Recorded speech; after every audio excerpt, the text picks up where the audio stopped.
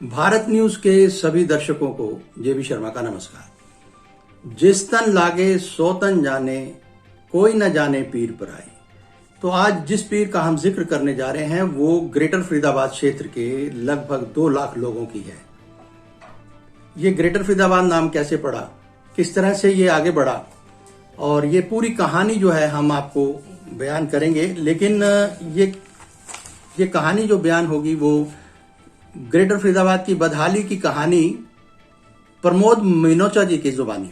तो ये सारा कुछ वही बताएंगे, लेकिन कुछ बिंदु हैं जो मैं आपको जल्दी से बता दूं कि छोटा सा एक, ताकि आपको पूरी ये जो स्टोरी है, जो रिपोर्ट है वो समझ में आ सके। 2009 के आसपास इस क्षेत्र में बसावट शुरू हुई थी और शुरुआती दौर की जो सोसाइटीज आई थी यहाँ पे, उनमें से SRS रेजिडेंसी, ओमेक्स हाइट और ग्रैंड्योरा, ये 3 सोसाइटी थी। और उसके बाद ये फिर आगे बसावट का ये सिलसिला चलता रहा और यहाँ 75 से लेकर और 81 तक 15 सेक्टरों में आके लोग बसे। बहुत अट्रैक्ट किया गया, बड़ी अच्छी अच्छी तस्वीरें दिखाई गई, साफ सुथरी रोड्स दिखाई गई, ये दिखाया गया, तो हर एक कोई अट्रैक्ट हो जाता है। आज हर आप फ्रूट की अगर दुकान पे जाएं तो फ्रूट कैसा भी पड़ा हो, लेकिन वो तस्वीर जो सेब के ऊपर जो पानी की बूंदें या किसी और फल पर भी पानी की बूंदें बिल्कुल फ्रेश करके जो दिखाते हैं, तो इसका एक अट्रैक्शन, ये बाजार का एक ट्रेंड है। खैर, तो ये उन्होंने जैसे अपना बताया कि किस तरह से ये पहले ये क्षेत्र नहर पार का क्षेत्र कहलाता था और बहुत कम लोग इधर आना जाना कम था। लेकिन जैसे जैसे यहाँ जो बसावट होती गई, सोसाइटीज बनती गई, तो स्वाभाविक है कि इसका अट्रैक्शन बढ़ा। अब कहानी ये है कि 18 से 20 माले तक की जो है बिल्डिंगें यहाँ पर बन चुकी हैं, हाई राइज जिसे हम बोलते हैं। तो अगर उन्होंने जैसे बताया मोटा मोटी कि फायर ब्रिगेड पर जब गौर करते हैं तो क्या मान लिया जाए कि फायर ब्रिगेड के पास ऐसी व्यवस्था है, कल को कोई ऐसी आपात स्थिति आती है जो ऊंची ऊंची, ऐसा ईश्वर ना करे कि ऐसा हो, लेकिन अगर हो जाए तो क्या फायर ब्रिगेड इस अपनी कंडीशन में है कि उस स्थिति का सामना कर सकती है। आपके समक्ष जो चंद तस्वीरें प्रस्तुत की जा रही हैं वो ग्रेटर फरीदाबाद की हैं। इस क्षेत्र के लोग कभी नहर पार के नाम से इसे जानते थे। भारत न्यूज के समक्ष ग्रेटर फरीदाबाद की स्थापना के 2010 से लेकर 2022 तक के 11 सालों के बेहद तकलीफदेह सफर की दर्द भरी दास्तां बयां की प्रमोद मिनोचा ने। जी हां, आपको बता दें, प्रमोद मिनोचा 15 अलग अलग सेक्टरों की RWA को मिलाकर बनी ग्रेटर फरीदाबाद रेजिडेंस एसोसिएशन यानी ग्रेफा के अध्यक्ष हैं। उन्होंने बताया कि वे यहाँ SRS रेजिडेंसी में पिछले 11 वर्षों से रह रहे हैं। उस वक्त न तो यहाँ ढंग की सड़कें थी और न ही आज हैं। यह बात अलग है कि थोड़ा बहुत अंतर पड़ा है, लेकिन कुछ भी बदला सा नहीं लगता। उन्होंने आगे बताया कि ग्रेफा के प्रशासन और बिल्डर के खिलाफ कई कड़े विरोध प्रदर्शन के बाद भी कुछ थोड़े हालात सुधरे तो हैं, जैसे कि मिसाल के तौर पर आगरा नहर पर पुलों आदि का बनना, एक थाने की बजाय क्षेत्र में 3 थाने स्थापित करना, यहाँ तक कि लोकल बस सर्विस शुरू करवाने का प्रयास का श्रेय भी ग्रेफा को ही जाता है। इन सब बातों के बावजूद संबंधित महकमे द्वारा बिल्डर्स को सिंगल पॉइंट कनेक्शन देने से क्षेत्र में अंडरलोड के कारण बिजली के लंबे लंबे कट स्थानीय लोगों के लिए परेशानी का सबब बने हुए हैं। आपको बता दें, ये तस्वीरें भी बयां कर रही हैं कि किस तरह से यहाँ के स्थानीय निवासी कई बार बिजली के संकट को लेकर प्रदर्शन भी कर चुके हैं, लेकिन इसका कोई भी समाधान यहाँ की अथॉरिटीज के पास नहीं दिखाई दे रहा। लगातार बिजली के लंबे लंबे कटों से यहाँ के लोग परेशान हो गए हैं, साथ ही अपनी रोजमर्रा की दिनचर्या भी ठीक से नहीं गुजार पाते।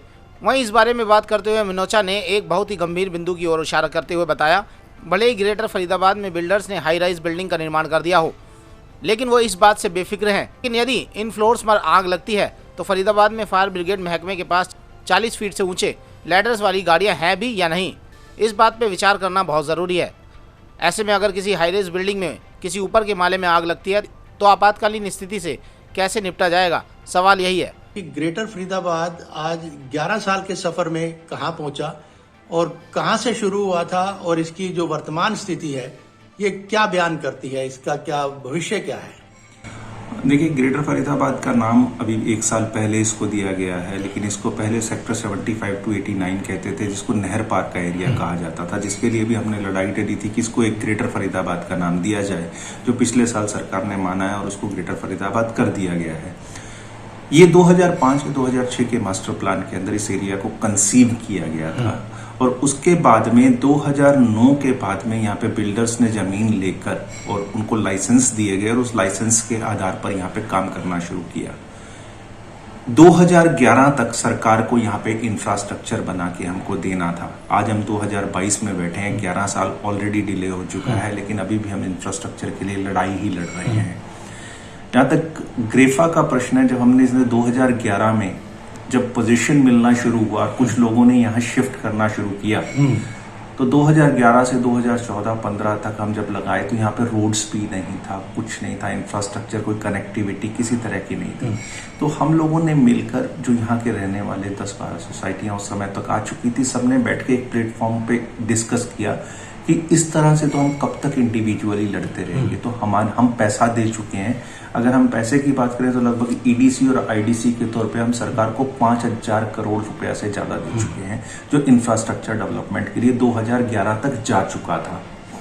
उसके अलावा रजिस्ट्रियां भी हुई हैं, बैंक बिल्डर्स ने भी पैसा दिया है, तो इट्स अ ह्यूज सम, बहुत पैसा गया है सरकार के पास। यहाँ उस पैसे का हुआ क्या? उस पैसे से इंफ्रास्ट्रक्चर बनना था, और इंफ्रास्ट्रक्चर की सिचुएशन ये है कि सरकार को 2011 तक किसानों से जमीन लेकर उनकी जगह पे उसको इंफ्रास्ट्रक्चर डेवलप करके देना था, लेकिन हुआ नहीं। अभी तक भी इंफ्रास्ट्रक्चर की सिचुएशन ये है कि हमारी सीवर लाइन फंक्शनल नहीं है, हमको पानी सप्लाई अभी तक नहीं मिलता है। यहाँ पे कोई फायर स्टेशन नहीं है, कोई हॉस्पिटल नहीं है, किसी भी तरह की सुविधाएं, जो स्कूल्स, एजुकेशन की बात करें, इस तरह की नहीं है, सब प्राइवेट पे डिपेंडेंट है। इवन हमारे पास में पब्लिक ट्रांसपोर्ट भी नहीं है। बताइए कि इस सफर में आपको लोगों का साथ कैसे रहा, और जो जनप्रतिनिधि हैं यहाँ के, जिन्हें आप पॉलिटिशियंस कहते हैं या बाप के नाम से जो कुछ भी आपने बनाया, तो उन लोगों का क्या सहयोग रहा? देखिए सर, एक चीज तो बहुत इंपॉर्टेंट है जो मैं आपको बताना चाहूंगा कि हमारे जो ग्रेटर फरीदाबाद के निवासी हैं और हमारे जो साथी हैं, चाहे वो गांवों के रहने वाले हैं या कॉलोनियों के थे या सोसाइटीज के थे, उन्होंने जब कभी भी हमने कॉल किया, वो लोग बाहर निकल कर आए, हमारे साथ में लड़े हैं। नॉट ओनली हमारे साथ सड़क पर आके उन्होंने इस लड़ाई के अंदर हिस्सा बने हैं, बल्कि हमें फाइनेंशियली भी जहां जहां जरूरत पड़ी है, उन सबने हमें बहुत सहयोग दिया है। फरीदाबाद मीडिया स्पेशली मैं कहूंगा, जिनका सहयोग हमारे साथ अनप्रेसिडेंटेड रहा है। हमारे हर मुद्दे को उन्होंने आखिरी दम तक और आखिरी कड़ी तक उठाया है। पॉलिटिशियंस की तरफ से हमें हमेशा से डिसअपॉइंटेशन रहा है, क्योंकि हमारी जो बातें थी हमने उन तक पहुंचाई, हम एडमिनिस्ट्रेशन तक भी गए, लेकिन हमें सिर्फ रुकावटों के अलावा वहां से कुछ नहीं मिला। हमें जो चाहिए कि हमारे जनप्रतिनिधि हमारी इन समस्याओं को समझे, बिल्डर के ऊपर कुछ नकेल कसें, या एडमिनिस्ट्रेशन जो डिपार्टमेंट्स काम नहीं कर रहे हैं उनके ऊपर कुछ नकेल कसें। जहां पे कुछ मुद्दे किसानों के थे जमीन के मुआवजों को लेके, जिसके कारण से जमीन नहीं मिल रही थी, उनको सुलझाएं, वहां उनकी लैक ऑफ विलिंगनेस क्लियर दिखाई देती थी। बहुत अच्छी जानकारी जो साझा की है मेरे साथ अभी ग्रेटर फरीदाबाद के बारे में। वर्तमान में अगर हम आते हैं तो बिजली की जो समस्या है, जो पावर कट्स हम देखते हैं, खासतौर पे जो प्रभावित क्षेत्र में उससे बिलोंग करता हूँ, वीआईपी फ्लोर्स से, पूरी वीआईपी फ्लोर्स, उसके साथ एडजेसेंट है बीपीटीपी 81 पार्क, और उस और भी जो गांव भी है बुड़ैना, और इस तरह से अगर हम देखते हैं तो इन क्षेत्रों में जो बिजली कट है बहुत अनसर्टेन भी है, लंबे भी हैं। तो क्या आप दूसरे जो सेक्टर्स हैं उनके बारे में क्या कहना चाहेंगे? वहाँ भी कुछ इस तरह का ही दशा जो है, कंडीशन वो ऐसी है या बेहतर है, या कैसे, क्या कहना चाहेंगे आप? देखिए सर, बिजली की जहां तक समस्या का प्रश्न है कि बिजली की समस्या का बेसिक इंफ्रास्ट्रक्चर ही यहाँ पे तैयार नहीं किया गया है। यहाँ पर अगर आप ग्रेटर फरीदाबाद की बात करें तो मास्टर प्लान के हिसाब से यहाँ पे 2 सब स्टेशन आने थे 76-85 के अंदर, जो आज तक तैयार नहीं हुए हैं। बिजली का कनेक्शन यहाँ से 12 किलोमीटर दूर से लाया जाता है, जो सिंगल पॉइंट कनेक्शन की पॉलिसी के तहत लाया जा रहा है, बिल्डर्स ने बनाया है, और वो लाके सोसाइटी के अंदर डिस्ट्रीब्यूट किया जाता है, जो maximum societies across the board underload किया गया है। सोसाइटियों ने डिपॉजिट नहीं किया। अब हम इस कैश 22 सिचुएशन में फंस चुके हैं यहाँ के रेजिडेंट, कि वो कहते हैं कि आप हमें डायरेक्ट कनेक्शन दो। तो डायरेक्ट कनेक्शन की पॉलिसी अभी तक सरकार ने बनाई नहीं है, क्योंकि गेटेड कम्युनिटी सोसाइटी के अंदर वो सिंगल पॉइंट कनेक्शन देते हैं, जो कनेक्शन बिल्डर लेता है। बिल्डर उसके अगेंस्ट में, लोड के अगेंस्ट में डिपॉजिट देता है। अब मेजोरिटी ऑफ बिल्डर वो डिपॉजिट अंडर लोड का दे चुके हैं, जिसको पास भी कर दिया सरकार की तरफ से और उसको डाल दिया गया।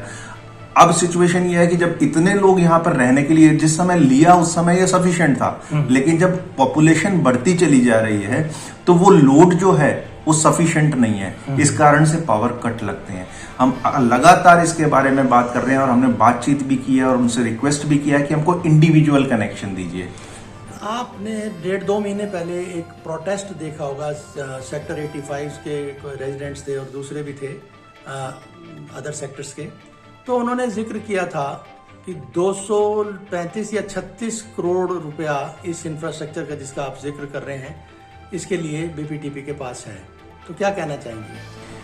देखिए सर, इस एरिया के अंदर सबसे बड़ा कल्प्रिट ही हमारे पास में बीपीटीपी है। 70% लैंड होल्डिंग उसके पास में, इंफ्रास्ट्रक्चर उसको बना के देना था, ये सब स्टेशन भी उसको बना के देना था, लेकिन सरकार और जनप्रतिनिधि और एडमिनिस्ट्रेशन जिनको हम बोलते हैं वो बिल्डर के साथ एक नेक्सस बना। तो दर्शकों, आपने ये सारी कहानी और पूरी रिपोर्ट देख ली होगी और उससे बड़ा ताज्जुब ये है कि यहाँ बीजेपी के 2 एमएलए हैं, श्री राजेश नागर और नरेंद्र गुप्ता जी। एक सांसद, वो सिर्फ सांसद ही नहीं है बल्कि वो minister of state of power and heavy industries भी हैं। अब सवाल ये है कि क्या इन जनप्रतिनिधियों तक ये जो पीड़ा है, ये जो ग्रीवांस है यहाँ के लोगों का, ये वहां तक उनके कानों तक नहीं पहुंचता होगा? अगर पहुंचता है तो फिर उसकी अनसुनी क्यों हो रही है, उसकी अनदेखी क्यों हो रही है? ये बहुत बड़ा सवाल है। और जहां तक बिल्डर्स की बात करें, वो तो बिल्कुल ही अपने आप को स्वयंभू जिसे कहते हैं वो मानते हैं, अपना जो कुछ करें मनमानी उनकी चली रही है। आज की जब रिपोर्ट आपके सामने पेश कर रहे हैं तो रात भर लाइट नहीं थी 81 में, थोड़ी बहुत अगर समय के लिए आई हो तो कह नहीं सकते, और उसके बाद सुबह 10:30 बजे की गई और 1-1:30 बजे आई है और अभी पता नहीं क्या स्थिति है क्या नहीं। तो इन हालात में ये जो हम जी रहे हैं, और चलते चलते मैं आपको एक शेर जरूर सुनाना चाहता हूं जो कि दाग दहलवी का है, जो संभवतः बहुत माकूल शेर है जो स्थिति के साथ जुड़ता है। तो आप ये शेर सुने और मुझे इजाजत दें। खातिर से या लिहाज से, खातिर से या लिहाज से मैं मान तो गया, खातिर से या लिहाज से मैं मान तो गया, झूठी कसम से आपका ईमान तो गया। नमस्कार।